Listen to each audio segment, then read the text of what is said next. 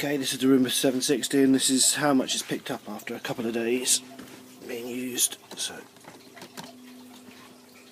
there we go, open it up before I clean it.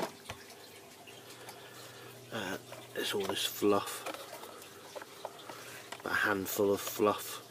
It's not very high storage, so I imagine that needs emptying quite a lot, but there you go. Quite impressive.